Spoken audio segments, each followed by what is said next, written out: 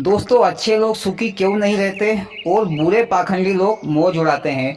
इसके पीछे क्या कारण है कि अच्छे लोग सुखी नहीं रहते? इसके दो कारण हैं। चलिए दोस्तों, मैं आपको एक कहानी के माध्यम से बताता हूँ कि वे दो कारण क्या है। दोस्तों, कहानी को बहुत ध्यान से सुनना। कहानी बहुत ही रहस्यमय और ज्ञानवर्धक है। दोस्तों, किसी नगर में एक विधवा स्त्री रहती थी। जवानी में ही उसके पति का स्वर्गवास हो गया था, लेकिन उस स्त्री की 3 बेटियां थी। वह स्त्री बहुत ही गरीब थी।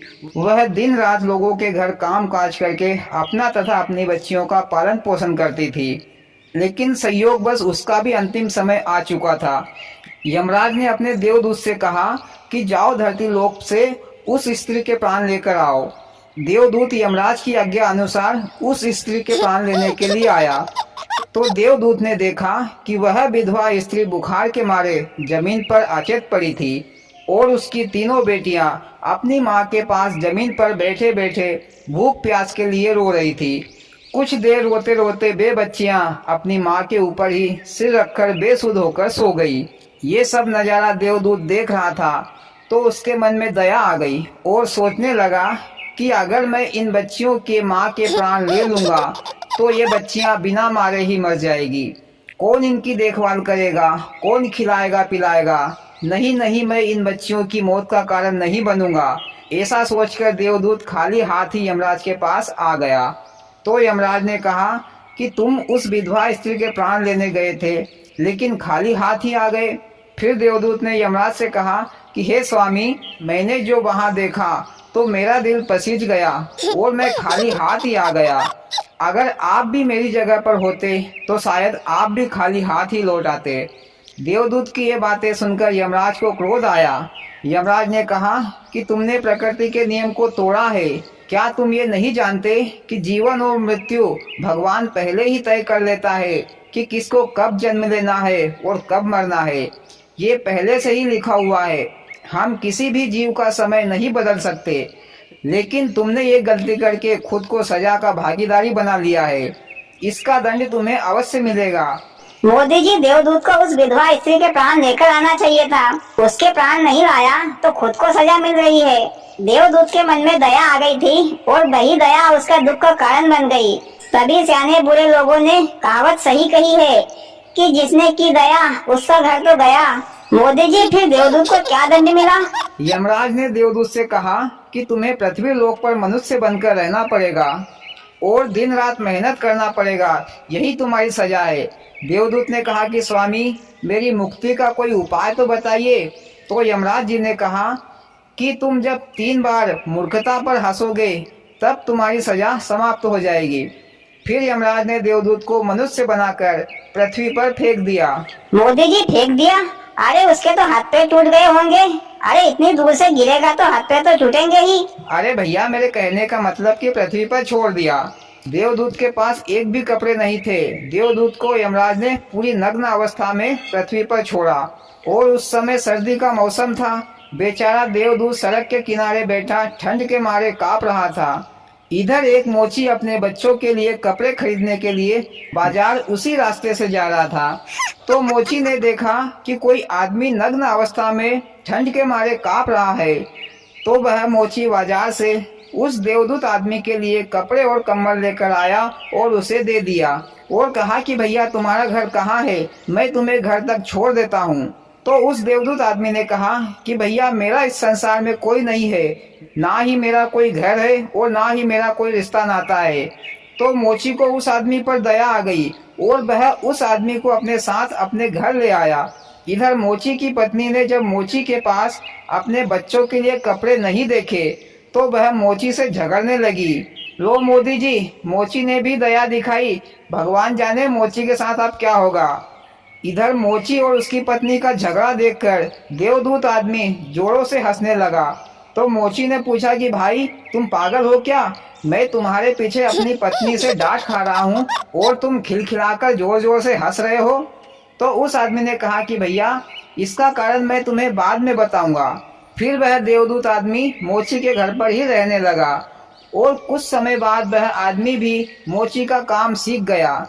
वह बढ़िया बढ़िया जूते चप्पल बनाता। उसके बनाए गए जूते चप्पल बाजार में और आसपास के इलाकों में बहुत फेमस होने लगे और राजा महाराजा लोगों को भी उसके द्वारा बनाए गए जूते चप्पल बहुत भाने लगे।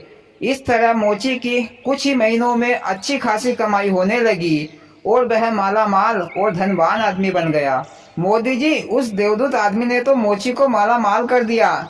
हाँ भैया, क्योंकि वह देव था, आदमी नहीं। फिर एक दिन राजा का सिपाही चमड़ा लेकर मोची के घर पर आया और मोची से कहा कि राजा साहब ने इस चमड़े के जूते बनाने को कहा है। यह चमड़ा बहुत ही कीमती है, इसके जूते ही बनाना। अगर गलती से भी चप्पल बना दी तो राजा साहब तुम्हें बहुत बड़ा दंड देंगे। मोची ने कहा कि जी सिपाही जी। फिर मोची ने उस चमड़े को उस देवदूत आदमी को दे दिया और 10 बार ये कह दिया कि इस चमड़े का जूता ही बनाना है, गलती से चप्पल मत बना देना। देवदूत आदमी ने कहा कि ठीक है, लेकिन उस आदमी ने उस चमड़े का जूतों की जगह पर चप्पल बना दी। दूसरे दिन मोची ने देखा कि उस आदमी ने जूतों की जगह पर चप्पल बना दी तो मोची को बहुत गुस्सा आया। मोची बोला, अरे मूर्ख, मैंने तुझे 10 बार बताया कि जूते बनाना है, पर तूने तो चप्पल बना दी। पता नहीं राजा साहब मुझे क्या सजा देंगे। ऐसी बातें बोल रहा था और मोची अपने हाथों में डंडा लेकर उस देवदूत आदमी को मारने के लिए लपका कि इतने में ही राजा का सिपाही जूते लेने आ गया। सिपाही को आता देखकर मोची की तो सांसें ही थम गई। सिपाही पास आया और मोची से बोला कि उस चमड़े का चप्पल बनाना है, क्योंकि राजा साहब का रात में ही देहांत हो गया है। तो राजा साहब की ये परंपरा है कि चमड़े की चप्पल पहनाकर ही आरती को ले जाएंगे। सिपाही के मुंह से ऐसी बातें सुनकर मोची की जान में जान आ गई। मोदी जी, मोची की जान क्या घूमने फिरने निकल गई थी क्या, जो जान में जान आ गई? भैया, डर के कारण उसके सांसें थम गई थी। और भैया, जान घूमने फिरने निकल जाती है तो वापस नहीं लौटती। फिर मोची ने वो चप्पल सिपाही को देकर वहां से विदा किया और फिर मोची उस देवदूत आदमी के पैर पकड़कर नाना प्रकार से माफी मांगने लगा। तो देवदूत आदमी जोर जोर से हंसने लगा। तो मोची ने पूछा कि भाई तुम क्यों हंस रहे हो? तो देवदूत ने कहा कि भाई, मैं समय आने पर इसका कारण बता दूंगा। मोदी जी, देवदूत आदमी के हंसने का क्या कारण था जो वो बार बार हंस रहा था? हाँ भैया, मैं बताता हूँ। फिर मोची के पास 3 लड़कियों के साथ एक बुढ़िया आई अपने लिए चप्पल बनवाने के लिए।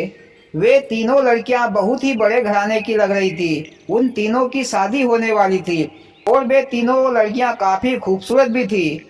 उन तीनों लड़कियों को देखकर देवदूत उन्हें पहचान गया। ये वही तीनों लड़कियां हैं जो मैं बचपन में इनके माँ के प्राण लेने आया था, पर आज तो मुझे ये काफी धनवान मालूम पड़ती है। तो बुढ़िया ने कहा कि हाँ बेटा, इन लड़कियों की माँ बचपन में ही मर गई थी, तो मैंने इनका लालन पालन करके बड़ा किया है। मेरे पास करोड़ों की संपत्ति है, पर मेरा भी इस दुनिया में कोई नहीं है, तो मैंने इन्हें अपनी बेटियां बना ली है और इनकी शादी बड़े घराने में होने जा रही है। अब इनके पास दौलत की कोई कमी नहीं है। फिर वे चारों वहां से चल दिए। उनकी ये बातें सुनकर देवदूत आदमी फिर जोरों से हंसने लगा। तो मोची ने कहा कि भैया, तुम्हारे हंसने का कारण तो बताओ। तो देवदूत ने कहा, क्योंकि देवदूत 3 बार हंस चुका था, कि भैया, मैं एक देवदूत हूँ। मैं धर्मराज की सजा के कारण इस धरती लोक पर आया हूँ। मैं इन तीनों लड़कियों के प्राण लेने आया था, तो धर्मराज ने मुझे सजा देकर धरती पर पहुंचा दिया था।